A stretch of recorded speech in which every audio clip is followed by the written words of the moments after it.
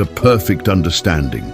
Because when Jesus rose, have you ever stopped to think about why Jesus, hanging on the cross in the most agonizing moments of his death, looked down at his mother Mary and his disciple John and said in John chapter 19 verse 26 and 27, "Woman, here is your son, and to John here is your mother." And from that moment John took her into his own home, because if Jesus knew he was going to rise from the dead in 3 days, why did he need to make permanent arrangements for his mother's care, as though he was not coming back?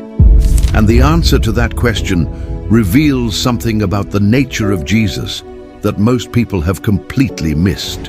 Because what Jesus was demonstrating in that moment was not a lack of faith in his own resurrection, but a perfect understanding.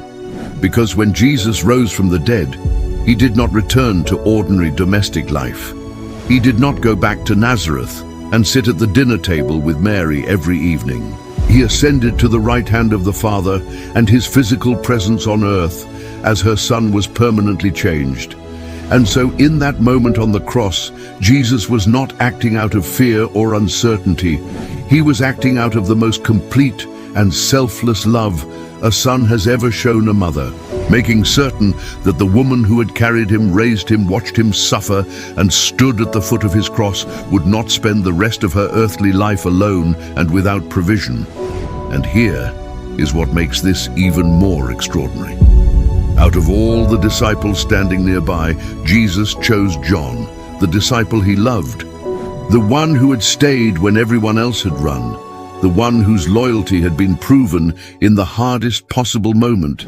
And that choice tells you that Jesus did not entrust the people he loved most to just anyone. He entrusted them to the people whose character had been tested and proven.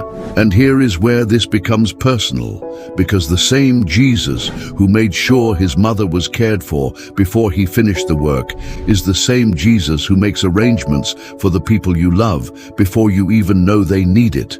The same Jesus who sees every gap, every vulnerability, every person in your life who needs covering, and who is already at work providing for what you cannot yet see.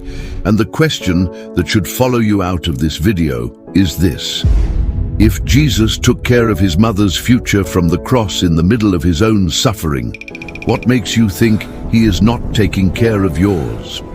Have you ever stopped